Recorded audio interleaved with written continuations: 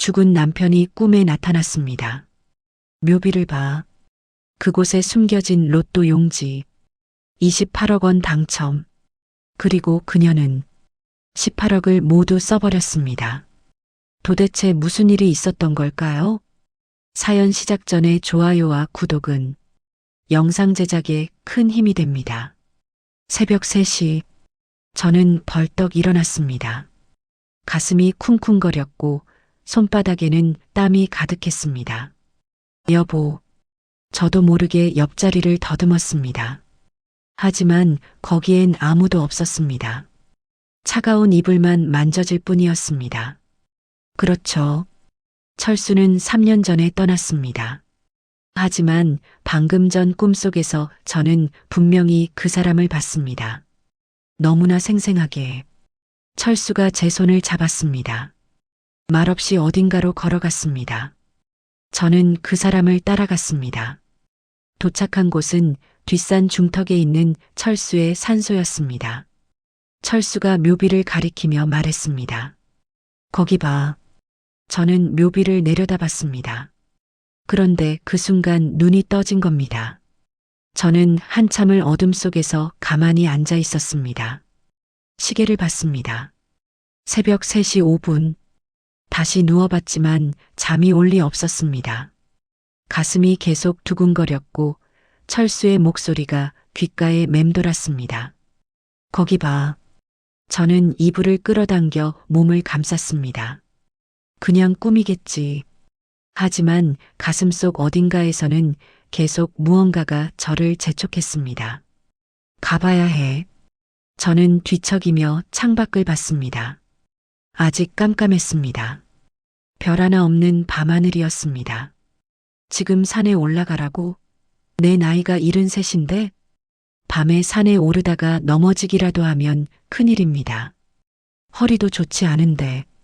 하지만 철수의 목소리가 계속 들렸습니다. 거기 봐. 저는 시계를 또 봤습니다.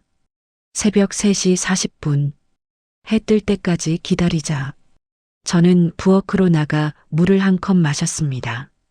그리고 거실 소파에 앉아서 철수의 영정을 바라봤습니다. 여보, 정말 가야 하는 거요? 사진 속 철수는 온화하게 웃고만 있었습니다. 새벽 4시, 5시, 창밖이 조금씩 밝아오기 시작했습니다. 새벽 5시 40분, 동이 트기 시작했습니다. 이제 가자. 저는 일어나서 옷을 챙겨 입었습니다. 남색 치마 저고리 위에 두툼한 점퍼를 걸쳤습니다. 9월이지만 새벽산은 쌀쌀했으니까요. 등산화를 신고 등산 스틱도 챙겼습니다. 손전등도 가방에 넣었습니다. 현관문을 열고 나갔습니다. 마을은 아직 고요했습니다. 몇몇 집에서만 불빛이 보였습니다.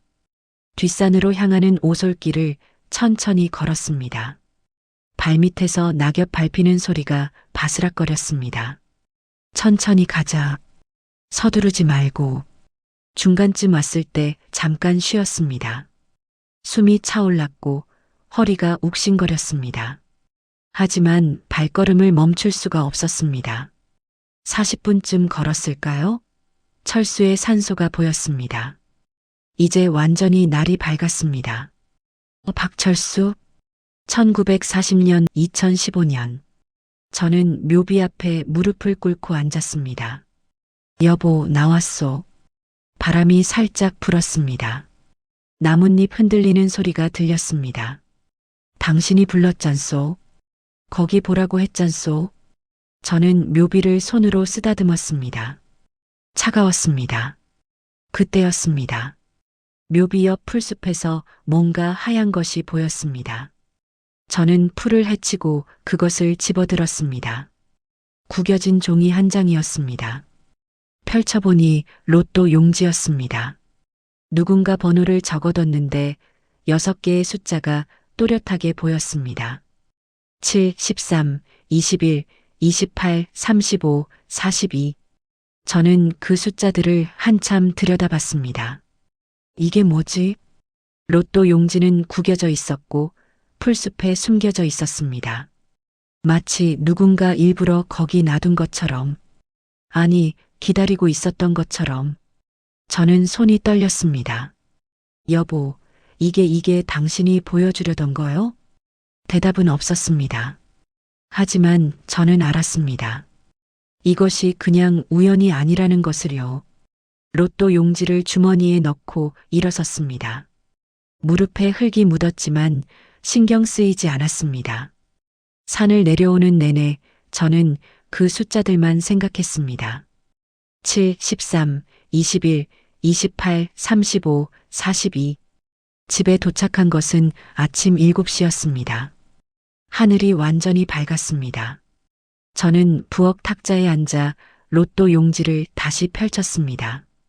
구겨진 종이를 조심스럽게 펴면서 숫자들을 하나하나 확인했습니다. 이 숫자들로 로또를 사야 하는 건가? 미친 생각 같았습니다.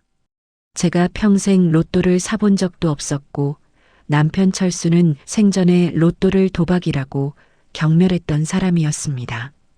하지만 지금 그 사람이 저를 산소로 불러서 이 번호를 보여준 겁니다. 저는 더 이상 참을 수가 없었습니다. 핸드폰을 들고 영자에게 전화를 걸었습니다. 신호음이 길게 울렸습니다. 5번, 6번. 여보세요? 영자의 목소리가 졸음에 젖어 있었습니다. 영자야, 나 순덕이야. 응? 순덕아? 지금 몇 시인데? 미안해. 아침 일찍. 근데 우리 집으로 와줄 수 있어? 급해. 뭐? 무슨 일이야? 어디 아파? 아니야. 설명하기 복잡해. 제발 와줘. 영자는 한참을 말이 없다가 한숨을 쉬었습니다. 알았어. 30분만 기다려. 전화를 끊고 저는 로또 용지를 식탁 위에 펼쳐놨습니다. 그리고 가만히 들여다봤습니다. 숫자들이 저를 올려다보는 것 같았습니다. 정말 이걸 사야 하는 걸까? 저는 철수의 영정 사진을 바라봤습니다. 거실 한쪽에 모셔둔 사진 속에서 철수가 온화하게 웃고 있었습니다. 여보, 내가 미친 거 아니지? 사진 속 철수는 대답이 없었습니다. 하지만 저는 알고 있었습니다. 이것이 시작이라는 것을요. 영자가 우리 집 대문을 두드린 것은 아침 7시 반이었습니다. 순덕아, 나왔어. 저는 현관문을 열어줬습니다. 영자는 머리도 제대로 안 빗고 왔는지 헝클어진 상태였고 잠바 지퍼도 반쯤 열려 있었습니다. 도대체 무슨 일이야? 아침부터 사람 놀래키게. 영자가 안으로 들어서며 투덜댔습니다. 저는 식탁을 가리켰습니다. 저기 좀 봐. 영자가 식탁으로 다가가더니 로또 용지를 집어들었습니다. 이게 뭔데? 로또? 응. 너 로또 샀어? 아니, 주웠어. 영자가 저를 빤히 쳐다봤습니다. 주웠다고? 어디서? 저는 깊게 숨을 들이쉬었습니다. 철수 산소에서. 영자의 눈이 커졌습니다. 뭐? 산소에서? 너 새벽에 산에 갔다 왔어? 응. 꿈을 꿨거든. 저는 영자에게 새벽 3시에 꾼 꿈 이야기를 다 들려줬습니다. 철수가 나타나서 산소로 데려갔고 묘비를 가리켰다는 것. 그래서 해 뜨길 기다렸다가 아침에 산에 올라갔더니 정말로 묘비 옆 풀숲에서 이 로또 용지를 발견했다는 것. 영자는 한참을 말없이 저를 바라보더니 한숨을 쉬었습니다. 순덕아. 응? 너 요즘 약 먹고 있어? 무슨 약? 혈압약 말고 다른 거. 신경안정제 같은 거. 저는 고개를 저었습니다. 영자야, 나 정신 멀쩡해. 아니, 그게 아니라. 영자가 로또 용지를 다시 들여다봤습니다. 이건 그냥 누가 버린 휴지일 수도 있잖아. 성묘 온 사람이 주머니에서 떨어뜨린 거일 수도 있고. 그럼 왜 하필 철수 묘비 옆에? 우연이지 뭐. 영자의 말도 맞았습니다. 제 생각이 지나친 것일 수도 있었습니다. 하지만 저는 포기할 수가 없었습니다. 영자야, 나 이거 사볼래. 뭘? 로또. 이 번호 그대로. 영자가 황당하다는 표정을 지었습니다.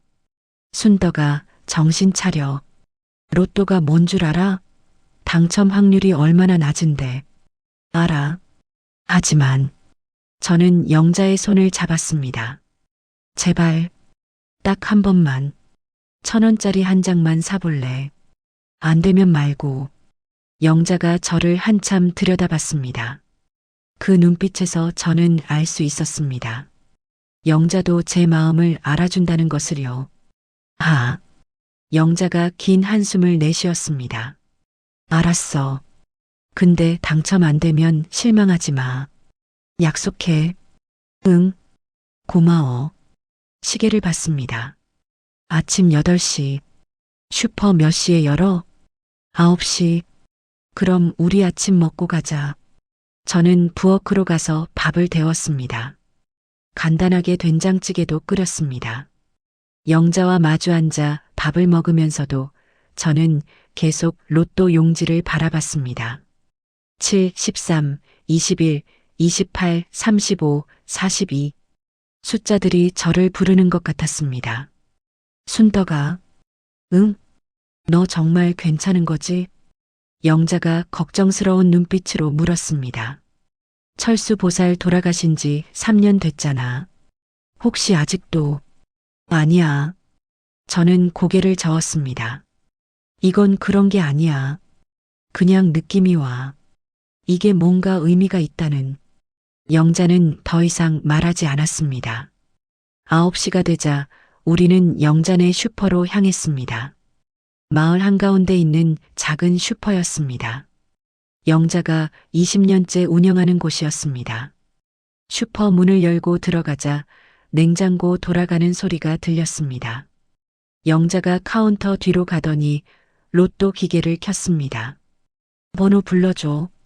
저는 떨리는 손으로 로또 용지를 펼쳤습니다. 7, 13, 21, 28, 35, 42. 영자가 번호를 하나씩 입력했습니다. 띵, 띵, 띵. 기계에서 소리가 났습니다. 됐어. 1,000원.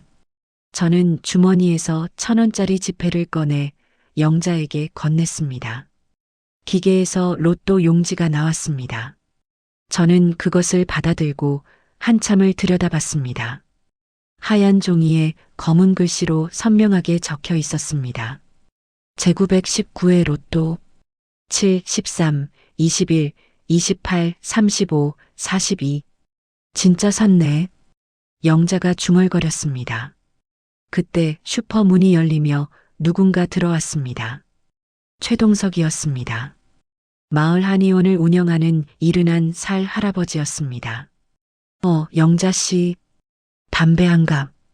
최동석이 카운터로 다가오다가 제 손에 든 로또 용지를 받습니다. 오, 순덕 보살도 로또 사네? 저는 로또 용지를 빨간 복주머니에 넣으며 대꾸하지 않았습니다. 최동석이 비웃는 소리를 냈습니다. 이제 점집도 안 되니까 로또로 장사하시나? 신기하네. 신내림 받으신 분이 로또까지 사시다니. 제 얼굴이 화끈거렸습니다. 최동석은 예전부터 저를 무시했습니다. 저를 볼 때마다 무당 사기꾼 이런 말을 했었습니다. 영자가 참지 못하고 끼어들었습니다. 최 선생님, 그런 말씀하시는 거 아니에요. 아니 나쁜 뜻으로 한 말은 아니고. 최동석이 담배를 받아들고 나가면서 한마디 더 했습니다. 그래도 로또 당첨되면 나한테도 한턱 내시오. 문이 닫혔습니다. 저는 한참을 말없이 서 있었습니다. 신경 쓰지 마. 영자가 제 어깨를 토닥였습니다. 원래 저 양반이 그래. 입이 싸. 괜찮아. 저는 빨간 복주머니를 꽉 쥐었습니다. 영자야, 추첨이 언제야? 오늘 저녁 8시 35분. 저는 시계를 봤습니다. 오전 9시 20분. 아직 11시간이 넘게 남았습니다. 집에 가서 기다려야겠다. 그래. 나중에 결과 나오면 전화해. 저는 영자에게 고개를 숙여 인사하고 슈퍼를 나왔습니다. 집으로 돌아오는 길에 몇몇 마을 사람들과 마주쳤습니다. 순떡 보살, 어디 갔다 오세요? 응, 그냥 좀. 저는 대충 대답하고 빨리 걸었습니다. 집에 도착해서 거실에 앉았습니다. 철수의 영정 사진을 바라봤습니다. 여보, 이게 맞는 거지? 사진 속 철수는 여전히 웃고 있었습니다. 저는 빨간 복주머니에서 로또 용지를 꺼내 다시 확인했습니다. 7, 13, 21, 28, 35, 42. 숫자들이 선명했습니다. 시간이 정말 천천히 갔습니다. 점심을 먹었습니다. 혼자서 밥 한 공기와 김치를 먹었습니다. 입맛이 없었습니다. 오후에는 마당에 나가 앉아 있었습니다. 하늘을 봤습니다. 구름 한 점 없이 맑았습니다. 오후 5시, 6시, 7시, 저녁도 먹지 않았습니다. 오후 8시가 되자 저는 거실로 들어가 TV를 켰습니다. 뉴스가 나왔습니다. 8시 30분. 손이 떨렸습니다. 심장이 너무 빨리 뛰었습니다. 8시 35분. 로또 추첨 방송이 시작됐습니다. 제919회 로또 당첨 번호를 발표하겠습니다. 아나운서의 목소리가 들렸습니다. 기계가 돌아가기 시작했습니다.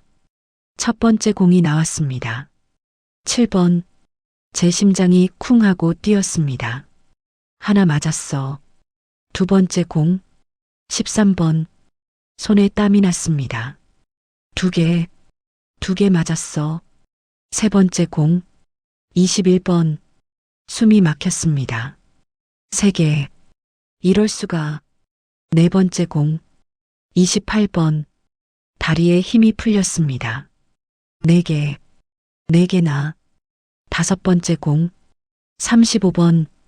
저는 TV 화면을 뚫어져라 쳐다봤습니다. 5개. 제발, 제발. 마지막 6번째 공이 천천히 나왔습니다. 시간이 멈춘 것 같았습니다. 공이 굴러 나왔습니다. 42번. 저는 그 자리에서 주저앉았습니다. 6개. 모두 맞았습니다. 이럴 수가. 저는 로또 용지를 다시 확인했습니다. 틀림없었습니다. 7, 13, 21, 28, 35, 42. 모두 맞았습니다. 저는 TV 화면을 다시 봤습니다. 제919회 1등 당첨자는 한 명입니다. 한 명. 나 혼자. 화면 하단에 자막이 올라왔습니다. 1등 당첨금 28억 원. 28억. 저는 그 숫자를 멍하니 바라봤습니다. 28억. 손이 덜덜 떨렸습니다. 저는 일어나서 로또 용지를 또 확인했습니다. 그리고 TV 화면을 또 확인했습니다. 3번, 4번, 5번. 계속 확인했습니다. 틀림없었습니다. 진짜였습니다. 저는 핸드폰을 집어들었습니다. 영자에게 전화를 걸었습니다. 신호음이 울렸습니다. 여보세요? 영자야, 나. 목소리가 나오지 않았습니다. 순떡아? 왜? 결과 나왔어? 응. 몇 개 맞았어? 저는 입술을 떨며 대답했습니다. 6개. 전화 너머로 뭔가 떨어지는 소리가 들렸습니다. 뭐? 지금 뭐라고 했어? 6개. 다 맞았어. 영자가 비명을 질렀습니다. 세상에. 진짜? 진짜야? 응. 진짜야. 지금 당장 가. 내가 지금 갈게. 전화가 끊겼습니다. 저는 핸드폰을 내려놓고 다시 TV를 봤습니다. 아직도 믿어지지 않았습니다. 정말로 당첨된 거야? 저는 로또 용지를 손에 꽉 쥐었습니다. 10분쯤 지났을까요? 영자가 헐레벌떡 뛰어왔습니다. 순떡아, 대문을 박차고 들어오더니 거실로 뛰어왔습니다. 로또 용지 어디 있어? 보여줘. 저는 빨간 복주머니에서 로또 용지를 꺼내 영자에게 건넸습니다. 영자가 용지를 들고 TV 화면과 대조했습니다. 한참을 확인하더니 주저앉았습니다. 세상에 진짜네. 진짜 1등이야. 영자가 저를 와락 껴안았습니다. 순떡아, 축하해. 28억이야. 하지만 저는 웃을 수가 없었습니다. 기쁨보다는 두려움이 먼저 왔습니다. 이 돈을 어떻게 하지? 영자가 이상하다는 듯 저를 바라봤습니다. 왜 그래? 기쁘지 않아? 영자야. 저는 철수의 영정을 바라봤습니다. 이 돈 저승에서 온 돈이야. 뭐? 철수가 꿈에 나타나서 알려준 번호잖아. 이건 그냥 돈이 아니야. 뭔가 의미가 있을 거야. 영자가 한참을 저를 들여다보더니 천천히 고개를 끄덕였습니다. 그럴 수도 있겠네. 저는 영정 사진 속 철수를 바라봤습니다. 여보, 이 돈으로 뭘 하라는 거요? 사진 속 철수는 여전히 웃고만 있었습니다. 그날 밤 저는 잠을 이룰 수가 없었습니다. 뒤척이다가 새벽 2시쯤 되어서야 잠이 들었습니다. 그리고 다시 꿈을 꿨습니다. 철수가 나타났습니다. 이번에는 말없이 제 손을 잡고 어딘가로 걸어갔습니다. 갑자기 여러 장면들이 빠르게 스쳐 지나갔습니다. 첫 번째 장면, 무너진 건물이 보였습니다. 지붕이 내려앉고 벽이 금이 가 있었습니다. 경로당인가? 두 번째 장면, 병원 침대에 누워있는 어린아이가 보였습니다. 창백한 얼굴이었습니다.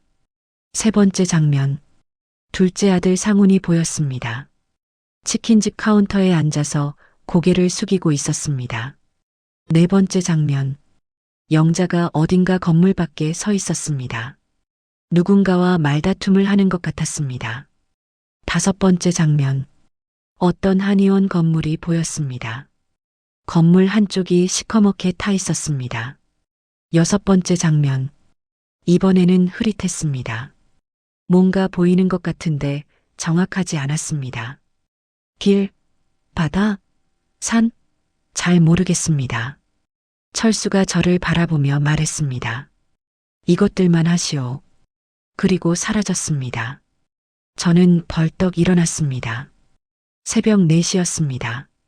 서둘러 옷장에서 공책을 꺼내 방금 본 장면들을 적었습니다. 무너진 건물 경로당, 병든 아이, 상훈이 치킨집에서 고개 숙임, 영자 건물 밖에서 말다툼, 한의원 화재. 여섯 번째는 물음표를 적어뒀습니다. 철수가 이것들을 하라는 거구나. 저는 다시 잠들려 했지만 잠이 오지 않았습니다. 머릿속이 복잡했습니다. 28억을 어떻게 써야 하지? 얼마씩 나눠야 하지? 며칠이 지났습니다. 저는 계속 고민했습니다. 정말로 은행에 가야 할까? 28억이 진짜 제 것일까? 영자가 매일 전화를 걸어왔습니다. 순떡아, 언제 돈 찾을 거야? 좀 더 생각해보고. 뭘 그렇게 고민해? 빨리 찾아. 알았어. 3일째 되는 날 저는 결심했습니다. 가자. 일단 찾아보자. 아침에 영자에게 전화를 걸었습니다. 영자야, 나 은행 가야 하는데 같이 가줄 수 있어? 그래, 몇 시에? 오전 10시? 알았어. 오전 10시에 영자와 함께 읍내 은행으로 갔습니다. 은행 문을 열고 들어가니 직원이 저를 알아봤습니다. 혹시 로또 당첨자이신가요? 네. 이쪽으로 오세요. 직원이 저를 VIP실로 안내했습니다. 작은 방이었습니다. 소파와 테이블이 있었습니다. 당첨 확인하겠습니다. 직원이 로또 용지를 기계에 넣었습니다. 삐삐삐. 축하드립니다. 1등 당첨이십니다. 직원이 웃으며 말했습니다. 당첨금은 28억 원이고 세금 공제 후 실수령액은 18억 7,600만 원입니다. 18억 7,600. 그 숫자가 귀에 들어왔지만 실감이 나지 않았습니다. 통장으로 입금해 드릴까요? 네. 저는 통장을 건넸습니다. 직원이 컴퓨터를 몇 번 두드리더니 통장을 돌려줬습니다. 입금 완료됐습니다. 확인해 보세요. 저는 통장을 펼쳤습니다. 잔액 18억 7,600만 원. 18억 7,600만 원. 숫자가 너무 길어서 몇 번을 세어봤습니다. 1, 10, 100, 1000만, 10만, 100만, 1000만, 억, 10억? 맞았습니다. 18억 7,600만 원. 순떡 씨, 재테크 상담 필요하시면. 아니요. 괜찮습니다. 저는 서둘러 은행을 나왔습니다. 밖에서 기다리던 영자가 다가왔습니다. 어떻게 됐어? 저는 통장을 보여줬습니다. 영자의 눈이 휘둥그레졌습니다. 세상에 진짜네.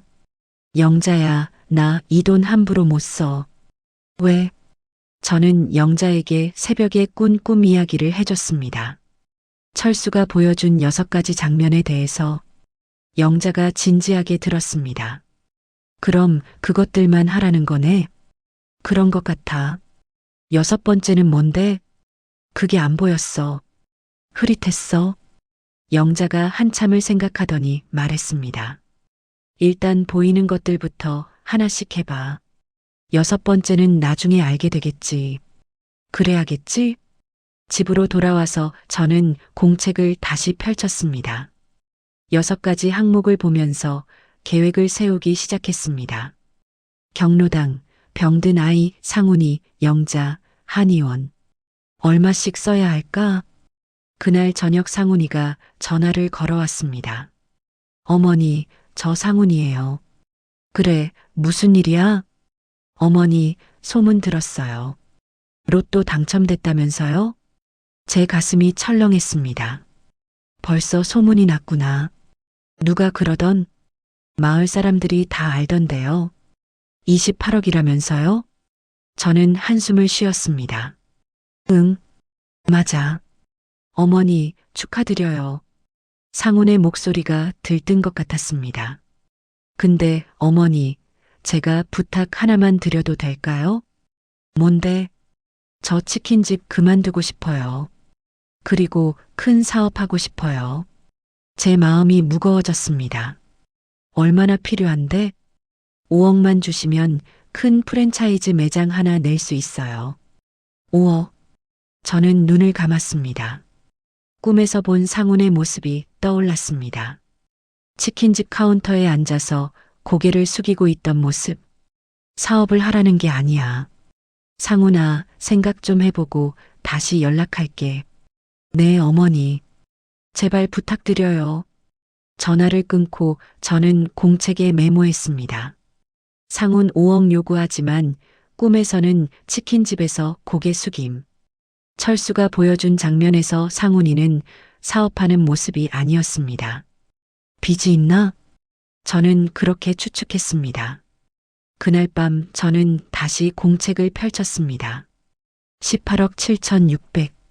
이 돈을 어떻게 쓸 것인가? 철수가 원하는 대로. 오직 그것만을 생각하며 계획을 세워야 했습니다. 다음 날 아침부터 전화벨이 쉴 새 없이 울렸습니다. 순떡 보살님, 저 김순이에요. 축하드려요. 순떡 씨, 대박 났다면서요? 저희 집 지붕 좀. 보살님, 제 딸이 시집 갈 때 좀. 전화를 받을 때마다 저는 정중하게 대답했습니다. 감사합니다. 그런데 지금은 좀 생각할 시간이 필요해서요. 하지만 전화는 계속 왔습니다. 오전 11시쯤 대문을 두드리는 소리가 들렸습니다. 나가보니 큰아들 상철이가 서 있었습니다. 어머니. 상철이는 3년 만에 보는 얼굴이었습니다. 아버지 장례식 이후로 한 번도 오지 않았던 아들이었습니다. 상철아. 어머니, 축하드려요. 상철이가 제 손을 와락 잡았습니다. 로또 당첨됐다면서요? 28억이라고? 응. 어머니, 들어가도 돼요? 저는 상철을 거실로 안내했습니다. 상철이 아버지 영정을 보더니 잠깐 묵념했습니다. 아버지, 잘 계시죠? 그리고는 바로 소파에 앉았습니다. 어머니, 그동안 못 찾아뵙고 죄송해요. 회사 일이 바빠서요. 괜찮아. 근데 어머니, 로또 당첨금은 은행에 넣으셨어요? 응. 어머니, 그거 관리 잘하셔야 해요. 요즘 사기꾼들 많잖아요. 상철이 진지한 표정으로 말했습니다. 그리고 어머니, 혹시 동네 사람들한테 돈 빌려주시면 안 돼요. 왜? 다들 안 갚아요. 저 잘 알아요. 저는 상철을 가만히 바라봤습니다. 3년 동안 한 번도 안 오던 아들이 로또 당첨 소식 듣고 하루 만에 달려왔습니다. 그것도 돈 얘기부터 꺼내면서 상철아, 내가 왜 왔는지 알아. 네, 돈 때문이지? 상철의 얼굴이 굳었습니다. 어머니, 무슨 말씀을? 솔직하게 말해봐. 상철이 잠시 망설이더니 고개를 끄덕였습니다. 죄송해요. 사실은 상훈이한테 전화 받았어요. 어머니가 로또 당첨됐다고. 그래서 상훈이가 5억을 달라고 할 거래요. 사업한다고. 저는 팔짱을 꼈습니다. 그래서 내가 먼저 온 거구나. 어머니, 상훈이한테 5억 주시면 안 돼요. 얘는 사업 감각이 없어요. 작년에도 치킨집 하나 망칠 뻔했잖아요. 그럼 넌? 저는 달라는 게 아니에요. 상철이 조심스럽게 말을 이었습니다. 어머니 재산을 제가 관리해 드리려고요. 어머니 연세도 있으시고 혹시 이상한 데 쓰시면. 제 얼굴이 굳어졌습니다. 이상한 데라니? 아니, 그게 아니라 어머니가 무속인이시잖아요. 혹시 손님들한테 돈 퍼주시거나 굿 공짜로 해주시거나. 저는 일어났습니다.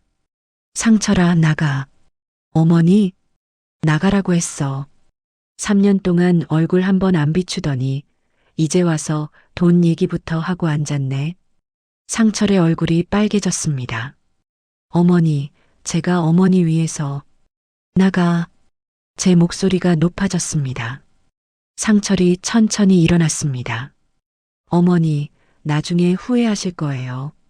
동생한테 돈 다 빼앗길 거예요.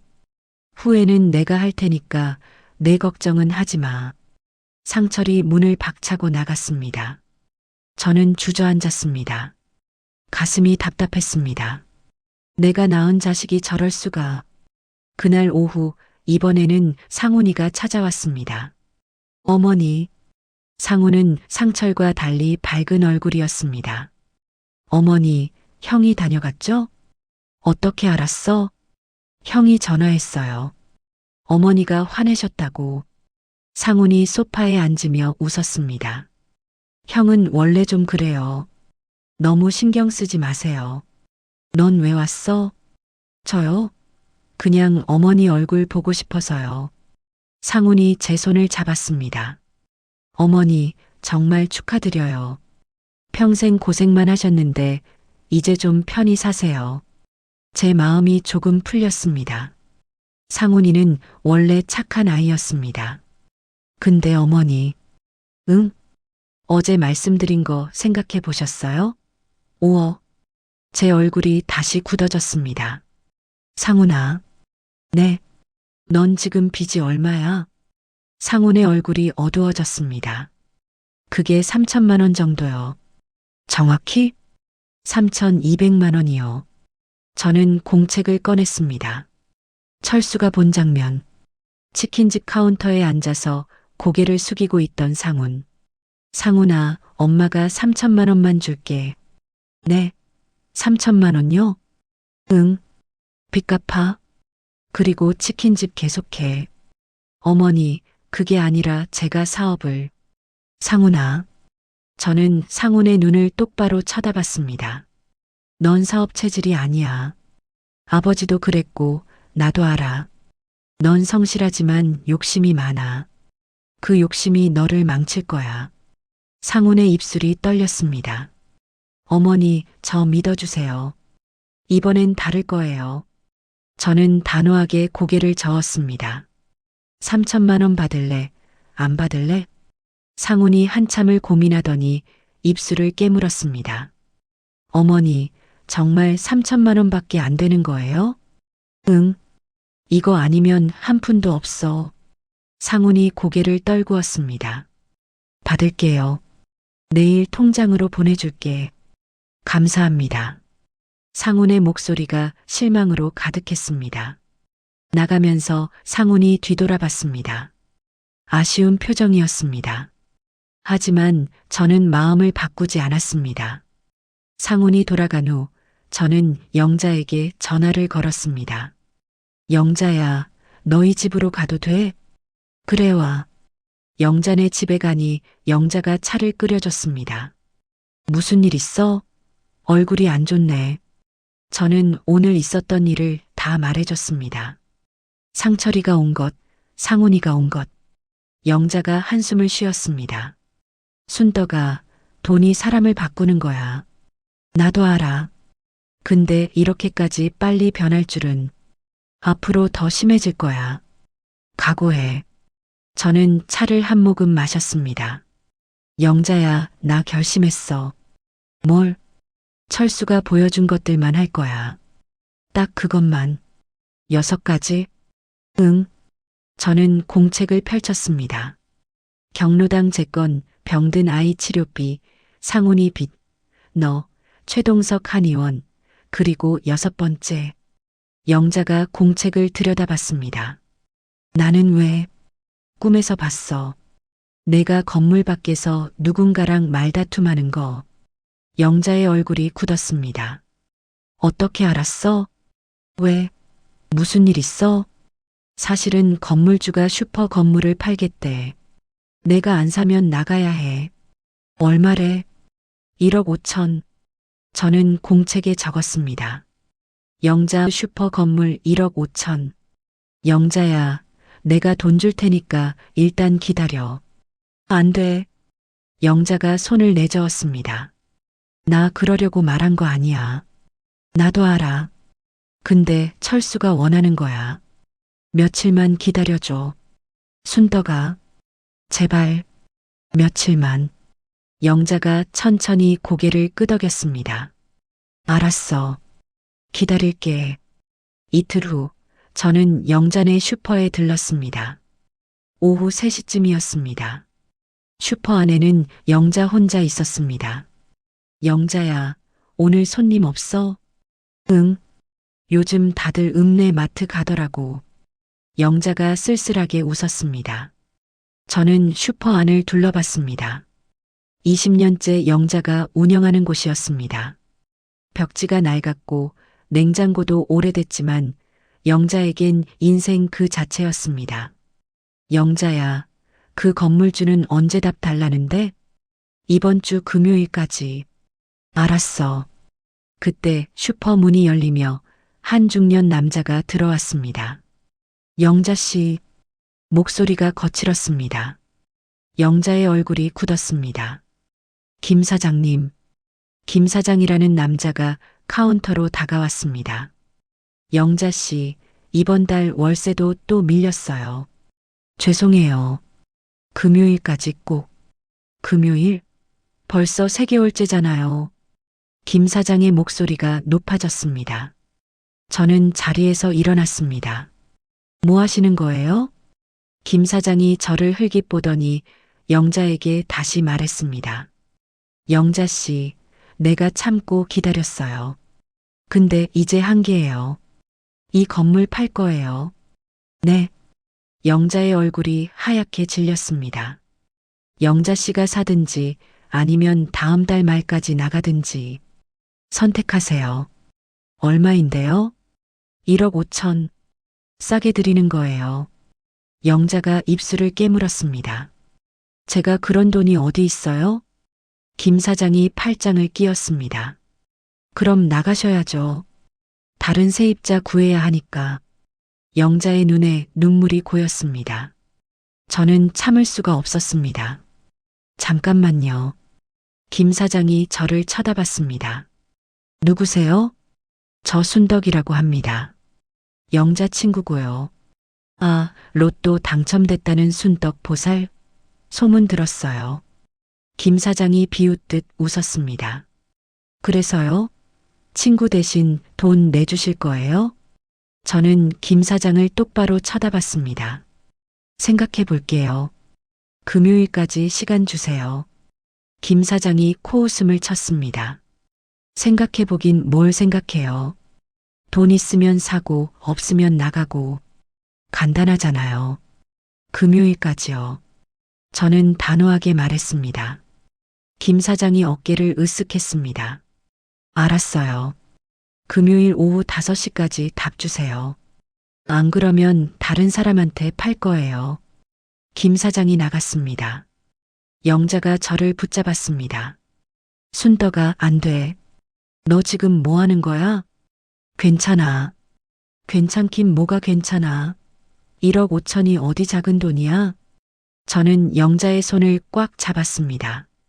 영자야, 넌 평생 나 도와줬잖아. 내가 무속인이라고 손가락질 받을 때도 남편 없이 혼자 살 때도 항상 내 편이었잖아. 그래도 이거 선물이 아니야. 빚이야. 내가 너한테 진 빚.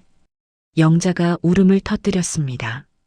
순덕아, 금요일 오후 4시. 저는 영자에게 전화를 걸었습니다.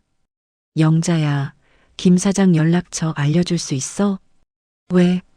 내가 직접 얘기할 거야. 순덕아, 진짜 그럴 거야? 응. 연락처만 줘. 저는 김 사장에게 전화를 걸었습니다. 여보세요, 저 순덕입니다. 영자 친구요. 아, 순덕 보살. 결정하셨어요? 네. 제가 살게요. 오, 그래요? 좋아요. 그럼 월요일 오전 10시에 부동산 사무실로 오세요. 계약하죠. 알겠습니다. 전화를 끊고 저는 공책을 펼쳤습니다.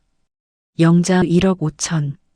월요일 오전 10시 저는 영자와 함께 부동산 사무실에 갔습니다. 김 사장이 이미 와 있었습니다. 어서 오세요. 앉으세요. 계약서를 작성했습니다. 명의는 영자 앞으로 했습니다.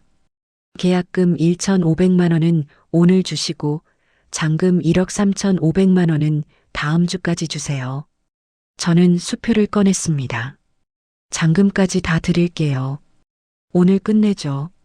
김 사장의 눈이 반짝였습니다. 오, 좋아요. 저는 1억 5천만 원짜리 수표를 건넸습니다. 김 사장이 수표를 받아들고 흐뭇하게 웃었습니다. 잘 됐네요. 영자 씨, 이제 주인이에요. 영자는 등기부등본을 받아들고 한참을 말이 없었습니다. 부동산을 나온 후 영자가 제 손을 꽉 잡았습니다. 순덕아, 고마워. 정말 고마워. 나 평생 잊지 않을게. 잊어도 돼. 우리 친구잖아. 영자가 저를 꽉 안았습니다. 그날 저녁 집에 돌아오니 현관 앞에 누군가 서 있었습니다. 최동석이었습니다. 순덕 보살, 최 선생님? 최동석이 어색하게 웃었습니다. 잠깐 얘기 좀 할 수 있을까요? 들어오세요. 거실로 들어온 최동석은 한참을 말을 꺼내지 못했습니다. 저는 차를 끓여서 건넸습니다. 무슨 일이세요? 최동석이 차를 한 모금 마시더니 고개를 숙였습니다. 순덕 보살, 제가 사과하러 왔습니다. 사과요? 네. 제가 그동안 보살님을 무시하고 비웃었습니다. 무당이라고, 사기꾼이라고. 최동석의 목소리가 떨렸습니다. 죄송합니다. 저는 조용히 차를 마셨습니다. 20년 전 일 기억하세요? 무슨 일요? 제 아들 상우가 교통사고로 혼수 상태에 빠졌을 때요. 저는 천천히 고개를 끄덕였습니다. 기억하죠? 보살님이 구슬해 주셨죠. 저는 그때 비웃었습니다. 미신이라고 말도 안 된다고. 최동석이 눈물을 닦았습니다. 근데 그날 밤 상우가 깨어났어요. 최동석의 눈에서 눈물이 흘러내렸습니다. 의사들도 기적이라고 했어요. 저는 그게 보살님 덕분이라는 걸 알았어요. 근데 자존심 때문에 인정 못했습니다. 최동석이 바닥에 무릎을 꿇었습니다. 죄송합니다. 정말 죄송합니다. 저는 최동석을 일으켜 세웠습니다. 일어나세요. 다 지난 일이에요. 보살님, 최 선생님, 그거면 됐어요. 이제 가보세요. 최동석이 일어서려다 말고 다시 주저앉았습니다. 보살님, 사실은 한 가지 더 말씀드릴 게 있어요. 뭔데요? 지난주에 한의원에 화재가 났어요. 제 가슴이 철렁했습니다. 꿈에서 본 거다. 최동석이 계속 말했습니다. 건물 한쪽이 다 탔어요. 복구하려면 1억은 들 것 같은데 보험은 절반밖에 안 나와요. 최동석의 목소리가 점점 작아졌습니다. 그래서 은행에서 대출 받으려고 했는데 제 나이가 많다고 거절당했어요. 한의원 문 닫아야 할 것 같아요. 그래서 혹시 보살님께서 최동석이 말을 잇지 못했습니다. 저는 최동석을 바라봤습니다. 71살의 늙은 한의사. 평생 자존심으로 살아온 사람. 그 사람이 지금 제 앞에서 고개를 숙이고 있었습니다. 하지만 저는 바로 대답하지 않았습니다. 최 선생님, 네. 제가 도와드릴 수 있는지 생각 좀 해볼게요. 최동석이 놀란 표정을 지었습니다. 아, 네. 그러세요. 죄송합니다. 내일 다시 연락드릴게요. 최동석이 일어나서 인사하고 돌아갔습니다. 최동석이 나간 후 저는 공책을 펼쳤습니다. 한의원 화재 1억. 내일 다시 만나서 제대로 얘기하자. 저는 그렇게 결심했습니다. 다음 날 아침 저는 최동석에게 전화를 걸었습니다. 최 선생님, 저 순덕입니다. 아, 보살님. 어제는 죄송했습니다. 아니에요. 오늘 오후에 선생님 댁으로 가도 될까요? 네. 여기로요? 네. 한의원 상황을 직접 보고 싶어서요. 아, 네. 오세요. 오후 2시 저는 최동석의 한의원으로 갔습니다. 건물 한쪽이 정말로 시커멓게 타 있었습니다. 최동석이 밖에서 저를 기다리고 있었습니다. 보살님, 이쪽입니다. 안으로 들어가니 탄 냄새가 코를 찔렀습니다. 벽이 까맣고 천장도 일부가 무너져 있었습니다. 언제 났어요? 2주 전이에요. 밤에 전기 누전으로. 최동석의 목소리가 떨렸습니다. 다행히 사람은 안 다쳤는데 건물이 이렇게 됐어요. 저는 주변을 둘러봤습니다. 복구하는데 1억이면 되나요? 견적 받아보니까 그렇다고 하더라고요. 저는 최동석을 바라봤습니다. 최 선생님. 네. 제가 도와드릴게요. 최동석이 고개를 번쩍 들었습니다. 정말요? 1억 드릴게요. 한의원 복구하세요. 안 됩니다. 제가 평생 무시했는데 어떻게. 저는 최동석의 말을 끊었습니다. 최 선생님, 저 무속인 30년 했어요. 욕먹는 건 익숙해요. 최동석이 저를 바라봤습니다. 근데 선생님, 20년 전 그날 이후로 매일 아침 한의원 문 여실 때마다 저를 먼저 찾으셨잖아요. 제가 무사한지 확인하고 나서야 진료 시작하셨잖아요. 최동석의 얼굴이 굳었습니다. 말은 안 하셨어도 저 다 알아요. 그러니까 이제 그만 자존심 내려놓으세요. 제 도움 받으세요. 최동석의 눈에서 눈물이 흘러내렸습니다. 최동석이 바닥에 엎드려 절했습니다. 고맙습니다. 정말 고맙습니다. 저는 최동석의 어깨를 두드려줬습니다. 일어나세요. 내일 돈 보내드릴게요.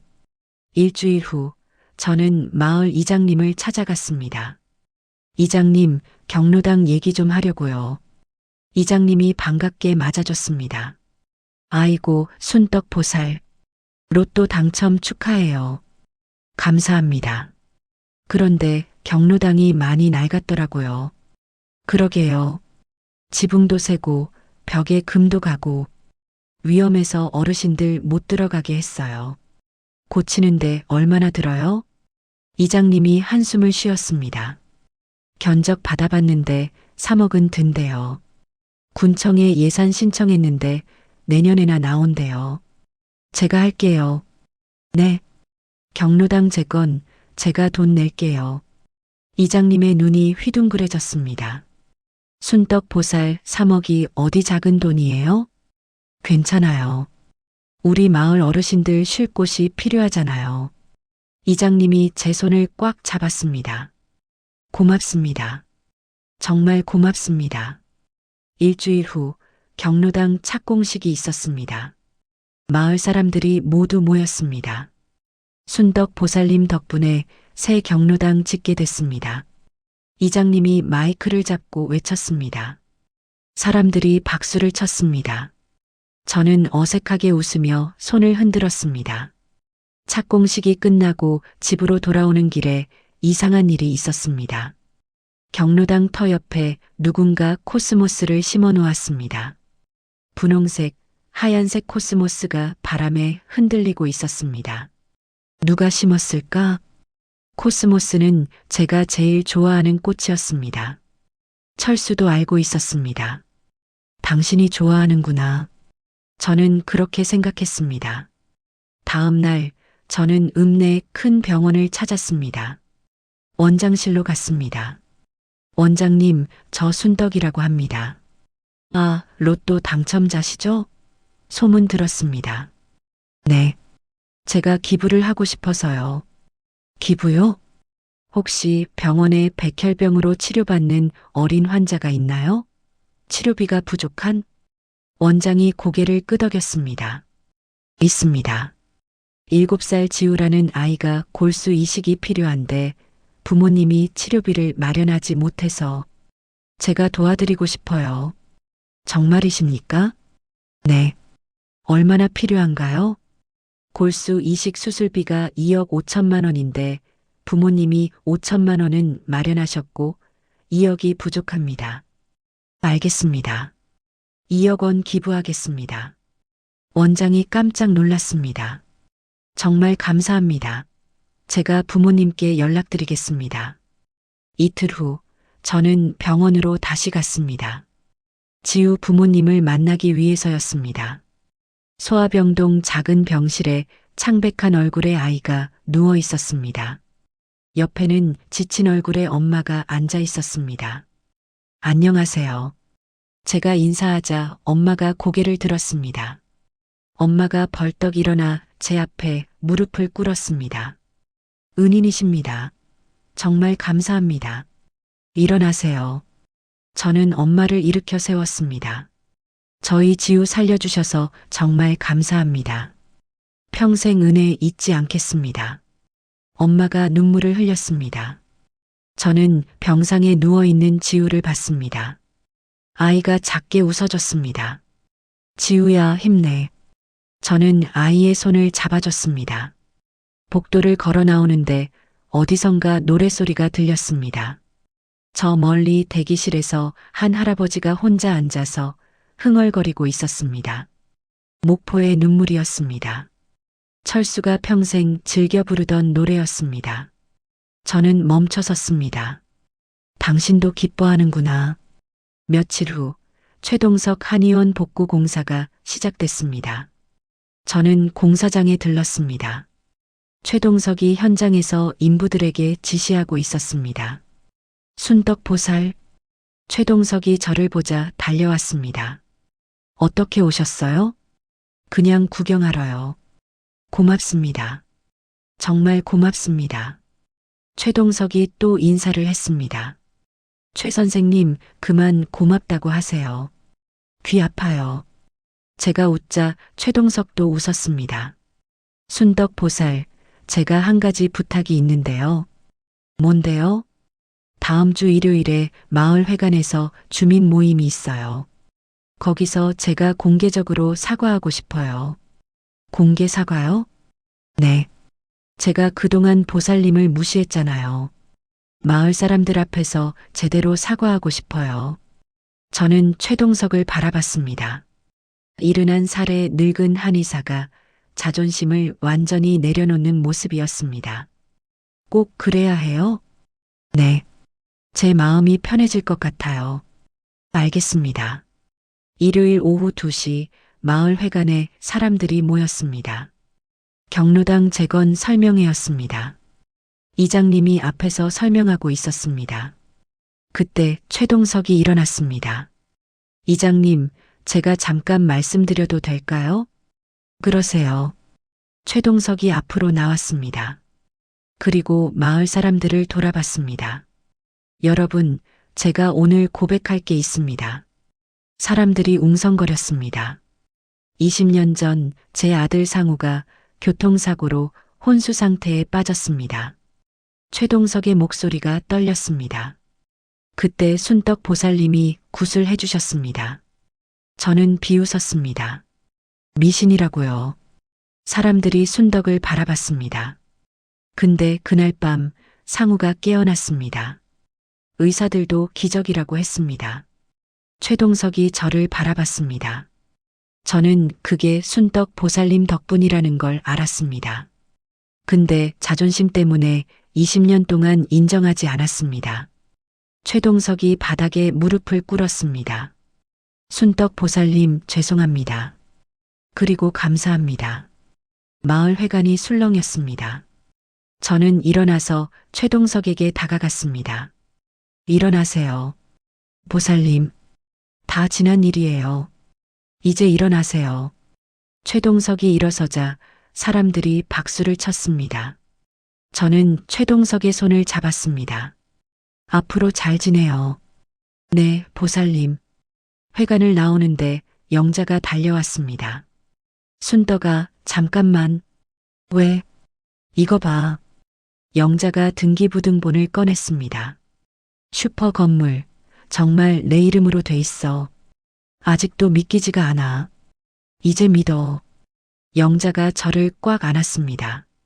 고마워. 평생 잊지 않을게. 알았어, 알았어. 사람들 보잖아. 저는 영자를 떼어냈습니다. 집에 돌아와 공책을 펼쳤습니다. 1. 경로당 3억.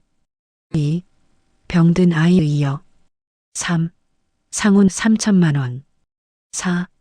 영자 1억 5천. 5. 최동석 1억. 6.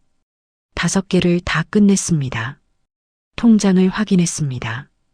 11억 2,600만 원이 남았습니다. 이제 6번째만 남았습니다. 하지만 6번째가 뭔지 아직도 모르겠습니다. 저는 철수의 영정을 바라봤습니다. 여보, 6번째가 뭐요? 제발 알려주시오. 사진 속 철수는 여전히 웃고만 있었습니다. 한 달이 지났습니다. 경로당 공사는 순조롭게 진행됐고 지우는 수술을 잘 받았습니다. 상훈이는 빚을 갚고 치킨집을 열심히 했습니다. 영자는 자기 건물 주인이 됐고 최동석의 한의원도 복구가 끝났습니다.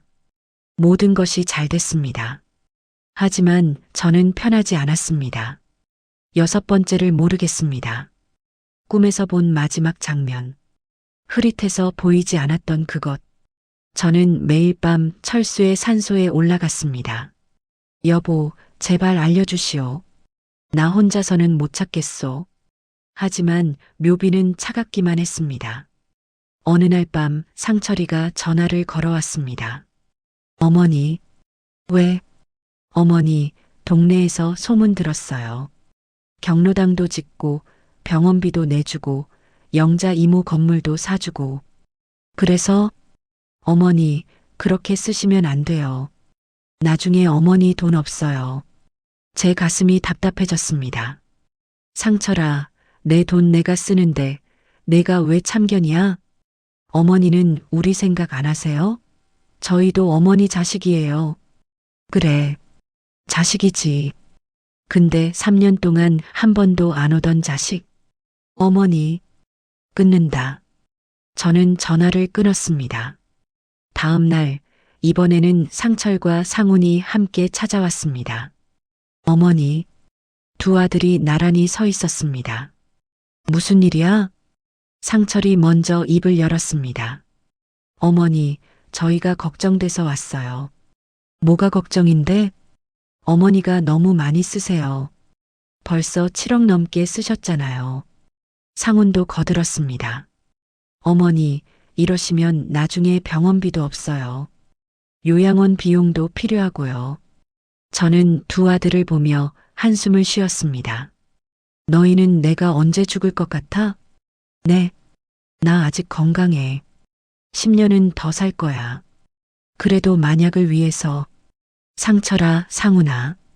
저는 두 아들을 똑바로 쳐다봤습니다. 너희가 원하는 거 알아. 돈이지? 두 아들의 얼굴이 굳었습니다. 솔직하게 말해봐. 얼마 필요해? 상철이 조심스럽게 말했습니다. 저는 3억 있으면 집을 살 수 있어요. 상훈도 말했습니다. 저는 형 말대로 5억 있으면. 안 돼. 제 목소리가 단호했습니다. 왜요? 너희 아버지가 허락 안 하셔. 아버지요? 저는 철수의 영정을 가리켰습니다. 너희 아버지가 꿈에서 보여준 것들만 하라고 하셨어. 너희는 거기 없어. 상철의 얼굴이 빨개졌습니다. 어머니, 그게 무슨 말이에요? 꿈이 뭐가 중요해요? 나한테는 중요해. 어머니, 정신 차리세요. 그냥 꿈이에요. 상철이 소리를 질렀습니다. 나가. 네, 나가라고 했어. 너희 아버지 영정 앞에서 소리 지르지 마. 상철이 이를 악물었습니다. 어머니, 저희한테 한 푼도 안 주실 거예요? 응, 한 푼도 없어. 상훈이 형의 팔을 잡았습니다. 형, 그만하자. 어머니 마음 정하신 것 같아. 너는 3천만 원이라도 받았잖아. 형, 제발. 상철이 동생을 뿌리치고 문을 박차고 나갔습니다. 상훈이 저를 보며 고개를 숙였습니다. 어머니, 죄송해요. 형이 요즘 힘들어서. 괜찮아. 가봐. 상훈도 나갔습니다. 저는 주저앉았습니다. 내가 뭘 잘못한 걸까? 저는 철수의 영정 앞에 무릎을 꿇었습니다. 여보, 내가 잘하고 있는 거 맞소? 왜 아무 말씀도 안 하시오? 눈물이 흘러내렸습니다. 6번째가 뭔지 모르겠소. 제발 알려주시오. 그날 밤 저는 잠을 이룰 수가 없었습니다. 새벽 3시, 저는 다시 산소로 올라갔습니다. 묘비 앞에 앉아서 한참을 울었습니다. 여보, 나 혼자서는 못 견디겠소. 아들들도 날 원망하고 6번째도 모르겠고. 바람이 차가웠습니다. 저는 철수의 무덤에 이마를 대고 기도했습니다. 제발 알려주시오. 제발. 그때 바람이 세게 불었습니다. 나뭇잎이 우수수 떨어졌습니다. 저는 고개를 들었습니다. 달빛이 무덤을 비추고 있었습니다. 집에 가야겠다. 집에 돌아와 철수의 방으로 갔습니다. 옷장을 열었습니다. 철수의 옷들이 그대로 걸려 있었습니다. 저는 하나씩 만져봤습니다. 제일 안쪽에 낡은 상자가 있었습니다. 꺼내서 열어봤습니다. 일기장이 나왔습니다. 철수의 손글씨였습니다. 저는 일기장을 펼쳤습니다. 2014년부터 2015년까지의 기록이었습니다. 한 장 한 장 넘기며 읽었습니다. 2014년 3월 15일. 순덕이가 오늘 허리 아프다고 했다. 내가 파스 사다 줬다. 고맙다고 웃는 모습이 예쁘다. 2014년 7월 20일. 순덕이가 굿하러 갔다. 새벽까지 안 들어왔다. 걱정된다. 2014년 11월 5일. 순덕이 생일이다. 미역국 끓여줬다. 평생 고생만 시켰다. 미안하다. 마지막 페이지를 펼치는 순간 저는 숨이 멈췄습니다. 2015년 2월 3일. 순덕이가 오늘도 새벽부터 남의 집 굿하러 갔다. 허리도 아프다는데 내가 돈을 더 벌었으면 저렇게 고생 안 시킬 텐데. 미안하다. 나중에 돈 생기면 꼭 전국 팔도 여행 한번 시켜주고 싶다. 순덕이 평생 우리 동네 밖으로 나가본 적이 없잖아. 제주도도 가보고 바다도 보여주고 싶다. 순덕아, 미안하다. 그리고 고맙다. 평생 날 사랑해줘서. 저는 일기장을 가슴에 안았습니다. 눈물이 주르륵 흘러내렸습니다. 여보, 6번째를 찾았습니다. 여행이었습니다. 철수가 평생 저에게 해주고 싶었던 것. 저는 일어났습니다. 공책을 펼쳤습니다. 6. 나 전국 여행. 저는 철수의 일기장을 꽉 안았습니다. 여보, 고마워요. 이제 알았어요. 아침이 되자 저는 영자에게 전화를 걸었습니다. 영자야, 나 여행 갈 거야. 여행? 갑자기? 응. 전국 일주. 혼자? 응. 순덕아, 괜찮겠어? 내 나이가. 괜찮아. 가야 해. 저는 여행사에 전화를 걸었습니다. 전국 일주 상품 있나요? 네, 있습니다. 3개월 코스 괜찮으세요? 좋아요. 그걸로 할게요. 혼자 가시나요? 네. 알겠습니다. 내일 사무실로 오시면 상담해 드릴게요. 다음 날 여행사에서 상담을 받았습니다. 제주도, 부산, 경주, 강릉, 속리산, 설악산, 전주, 광주. 철수와 가고 싶었던 곳들이 다 들어 있었습니다. 비용은 900만 원입니다. 알겠습니다. 저는 카드를 꺼냈습니다. 여행 준비를 하는데 상철이가 전화를 걸어왔습니다. 어머니, 여행 간다면서요? 누가 그래? 마을 사람들이 다 알아요. 어머니, 그 나이에 무슨 여행이에요? 내 나이가 어때서? 어머니, 위험해요. 집에 계세요. 상철아, 나 평생 이 동네밖에 안 나가봤어. 이제 좀 나가보고 싶어. 안 됩니다. 상철아. 제 목소리가 차가워졌습니다. 나 내 허락 받으려고 전화한 거 아니야. 그냥 알려주는 거야. 어머니. 저는 전화를 끊었습니다. 일주일 후 여행을 떠나는 날이 왔습니다. 버스 정류장에 영자가 나와 있었습니다. 순덕아, 조심히 다녀와.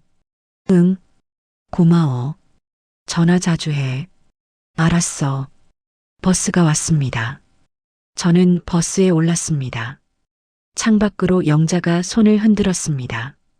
저도 손을 흔들었습니다. 버스가 출발했습니다. 마을이 점점 멀어졌습니다. 저는 가방에서 철수의 일기장을 꺼냈습니다. 여보, 우리 이제 여행 가는 거요. 첫 번째 목적지는 제주도였습니다. 비행기를 타본 것도 처음이었습니다. 제주 바다를 봤습니다. 파란 바다가 끝없이 펼쳐져 있었습니다. 여보, 바다요. 정말 예쁘네요. 저는 바닷가에 앉아서 한참을 바다를 봤습니다. 두 번째는 부산이었습니다. 해운대 백사장을 걸었습니다. 여보, 모래가 참 부드럽네요. 세 번째는 경주였습니다. 불국사를 갔습니다. 여보, 절이 참 웅장하네요. 네 번째는 강릉이었습니다. 바다를 또 봤습니다. 여보, 동해 바다는 제주 바다랑 다르네요. 저는 매일 철수에게 말을 걸었습니다. 마치 철수가 옆에 있는 것처럼. 한 달쯤 지났을 때 강릉에서 이상한 일이 있었습니다. 바닷가 벤치에 앉아 있는데 노숙자 할아버지가 다가왔습니다. 할머니, 돈 좀 주시오. 저는 할아버지를 봤습니다. 70대쯤 돼 보였습니다. 옷이 너덜너덜하고 머리도 헝클어져 있었습니다. 밥은 드셨어요? 아니요. 같이 드실래요? 할아버지의 눈이 커졌습니다. 저는 할아버지와 함께 식당에 갔습니다. 국밥을 2그릇 시켰습니다. 할아버지가 정신없이 먹었습니다. 천천히 드세요. 할아버지가 국밥을 다 먹고 말했습니다. 고맙소. 어떻게 이렇게 되셨어요? 할아버지가 한숨을 쉬었습니다. 사업 실패했소. 집도 날아가고 가족도 다 떠났소. 저는 할아버지에게 20만 원을 건넸습니다. 이거 받으세요. 아니요. 이건 너무 많소. 괜찮아요. 받으세요. 할아버지가 눈물을 흘렸습니다. 고맙소. 정말 고맙소. 저는 식당을 나왔습니다. 그날 밤 저는 생각했습니다. 여행 중에 만나는 어려운 사람들을 도와야겠다. 그때부터 저는 여행하면서 어려운 사람들에게 돈을 나눠줬습니다. 속초에서 만난 한부모 가정에게 100만 원, 설악산 근처 장애인 시설에 200만 원, 강원도 산골 고아원에 500만 원, 부산 노숙자 쉼터에 1천만 원, 대구 한부모 가정지원센터에 3천만 원, 아동보호시설에 5천만 원, 독거노인 지원센터에 1억 원. 저는 가는 곳마다 필요한 곳에 돈을 나눠줬습니다. 한 달에 1억, 두 달에 2억, 석 달째가 되자 저는 6억을 나눠줬습니다. 통장 잔액이 빠르게 줄어들었습니다. 하지만 마음은 가벼워졌습니다. 석 달이 거의 다 됐을 때 저는 마지막 목적지인 전주에 있었습니다. 한옥마을을 걸었습니다. 여보, 한옥이 참 아름답네요. 그때 핸드폰이 울렸습니다. 영자였습니다. 순덕아, 어디야? 전주. 잘 지내고 있어? 응. 정말 좋아. 순덕아, 너 돈 많이 쓰고 있다며? 누가 그래? 상철이가 전화했어. 내가 여기저기 돈 뿌리고 다닌다고. 저는 한숨을 쉬었습니다. 맞아. 쓰고 있어. 얼마나 남았어? 저는 통장을 확인했습니다. 여행비 900만 원에 나눔 6억 원. 총 6억 900만 원을 썼습니다. 4억 5천 정도. 뭐? 6억을 석 달 만에? 응. 영자가 걱정스러운 목소리로 말했습니다. 순덕아, 노후 자금은 남겨둬야지. 알아. 그래서 이제 그만 쓸 거야. 3억 5천은 노후 자금으로 남길 거고 나머지 1억으로 마지막 여행 마무리할게. 다행이다. 언제 돌아와? 다음 주. 기다릴게. 전화를 끊고 저는 한옥마을을 계속 걸었습니다. 해가 저물었습니다. 석양이 한옥 지붕을 붉게 물들였습니다. 여보, 예쁘지? 저는 혼잣말을 했습니다. 우리 평생 이런 거 못 봤잖아요. 이제라도 보게 돼서 좋네요. 바람이 불었습니다. 마치 철수가 대답하는 것 같았습니다. 석 달 후 2019년 1월 저는 마을로 돌아왔습니다. 버스에서 내리니 영자가 나와 있었습니다. 순덕아, 영자야. 두 사람이 껴안았습니다. 많이 쓰고 왔어? 응. 얼마나 남았어? 3억 5천. 영자가 안도의 한숨을 쉬었습니다. 다행이다. 그래도 그 정도는 남았네. 응. 이제 노후 자금으로 쓸 거야. 집에 도착하니 집이 깨끗했습니다. 누가 청소했어? 내가 일주일에 한 번씩 왔어. 고마워. 저는 거실로 들어갔습니다. 철수의 영정이 저를 맞이했습니다. 여보, 다녀왔소. 저는 영정 앞에 앉았습니다. 당신이 하고 싶었던 거 다 했소. 경로당도 짓고 아이도 살리고 영자도 도와주고 최동석도 도와주고 여행도 다녀왔소. 눈물이 흘렀습니다. 이제 편하게 쉬세요. 나도 이제 편히 살게요. 그날 밤 저는 오랜만에 편안하게 잤습니다. 꿈은 꾸지 않았습니다. 하지만 아침에 눈을 떴을 때 이상한 평화가 느껴졌습니다. 마치 누군가 수고했소라고 말해주는 것 같았습니다. 며칠 후 경로당 준공식이 있었습니다.